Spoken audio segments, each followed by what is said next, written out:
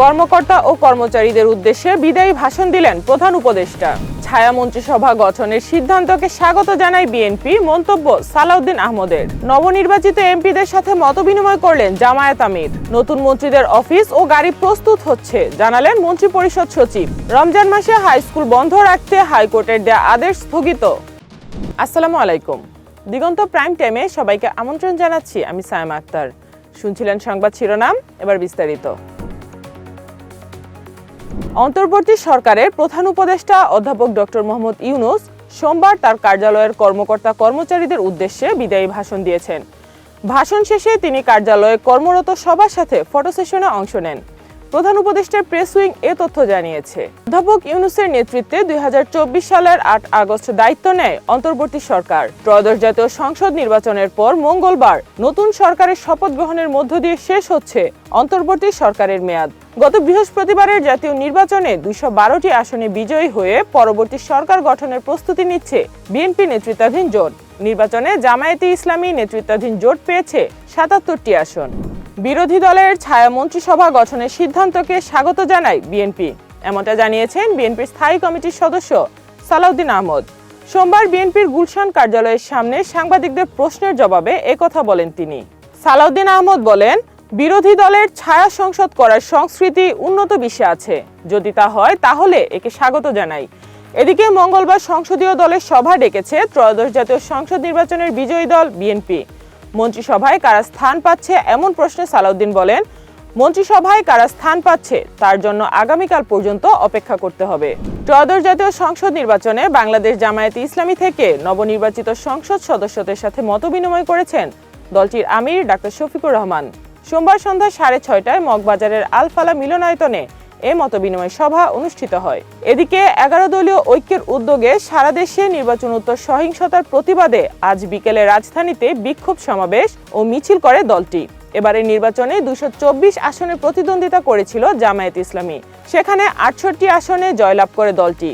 এছাড়া ১১ দলীয় জোটের প্রার্থীরা মোট ৭৭ আসনে জয়লাভ করেছেন। মঙ্গলবার ত্রয়োদশ সংসদের নতুন মন্ত্রী হিসেবে যারা শপথ নেবেন তাদের অফিস গাড়ি সহ আনুষঙ্গিক বিষয়গুলো প্রস্তুত হচ্ছে বলে জানিয়েছেন নতুন মন্ত্রিপরিষদ সচিব নাসিমুল গনি। সোমবার দুপুরে দায়িত্ব পাওয়ার পরপর সচিবালয়ে সাংবাদিকদের সাথে আলাপকালে তিনি একথা বলেন। নতুন মন্ত্রিসভা গঠনের বিষয়ে নাসিমুল গনি বলেন, ২ দফায় সংসদ সদস্যদের শপথ হবে। সকালে সংসদ সদস্যরা শপথ নেবেন, বিকেলে মন্ত্রিসভার শপথ হবে। নতুন মন্ত্রিসভার সদস্য কারা হচ্ছেন এটি নতুন প্রধানমন্ত্রীর সিদ্ধান্তের উপর নির্ভর করছে উল্লেখ করেন তিনি। নিজের দায়িত্ব নিয়ে তিনি জানান, দুর্বল কাঁধে বিশাল দায়িত্ব পড়েছে। এ দায়িত্বের ভার বহনের চেষ্টা করবেন তিনি। অতীতে যেভাবে কাজ করেছেন সেভাবেই কাজ করবেন বলেও জানান তিনি। পুরো রমজান মাসে সরকারি বেসরকারি নিম্ন মাধ্যমিক ও মাধ্যমিক স্কুল বন্ধ রাখতে হাইকোর্টের দেয়া আদেশ স্থগিত করেছেন আপিল বিভাগের চেম্বার আদালত। সোমবার আপিল বিভাগের চেম্বার বিচারপতি ফারা মাহবুব এ আদেশ দেন। এর আগে রমজান মাসে স্কুল বন্ধ রাখার নির্দেশনা চেয়ে হাইকোর্টে রিট দায়ের করা হয়। সুপ্রিম কোর্টের আইনজীবী মোহাম্মদ ইলিয়াস আলী মণ্ডল হাইকোর্টের সংশ্লিষ্ট শাখায় এই রিট দায়ের করেন।